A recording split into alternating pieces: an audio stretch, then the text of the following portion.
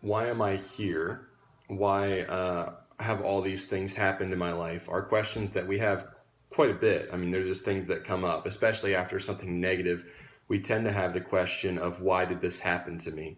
Well, in Esther chapter 3, we saw that Haman comes out and puts this proclamation out from the king saying that all Jews will be killed. Well, Mordecai is a Jew. Remember, he's the one that's raising Esther, had raised Esther, her cousin.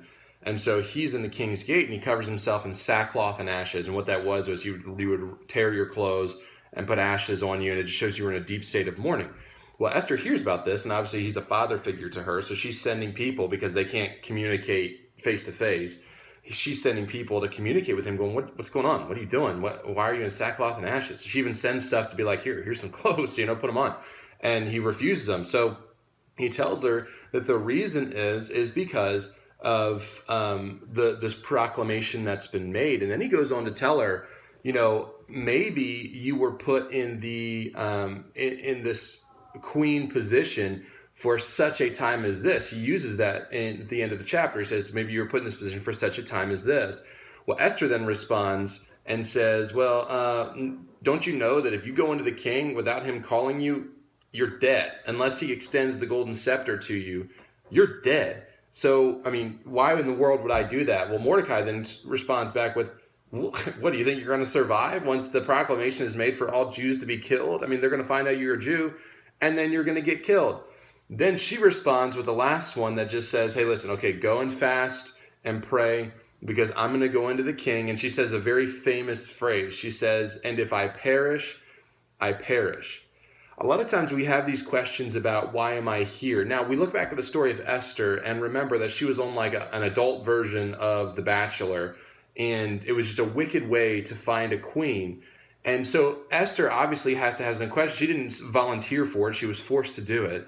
And she has to have some questions as to why did this happen? Why am I here? Well, it's not that God intended for her to go through that. It's not like that was part of God's plan, but in God's sovereignty, he saw the whole situation and made sure that in all of this mess, there was going to be someone in the king's palace who would stand up for the Jews. And so even then she starts off prideful, but listen, I could die. Like, what happens if I die? I mean, look at this pretty face. What happens to me whenever I die? And Mordecai says, hey. Stop thinking about yourself. Start thinking about everything that you've been put in this position for, how God set this up. And that's when she responds with, well, if I perish, I perish. The idea is this: when you start questioning, well, why am I here? What does God want with me? You're focusing too much on yourself. God is going to use you not just for your pleasure or your benefit. He's going to use you for the benefit of a lot of other people. Your family, your friends, your church members, your church friends. All those people benefit from you being here, from your life. And God's going to use your life in a great and mighty way, as we'll see he uses Esther's in chapter 5. But get your eyes off of yourself. Stop asking the question of, what am I doing here? And start asking the question of, what should I be doing here?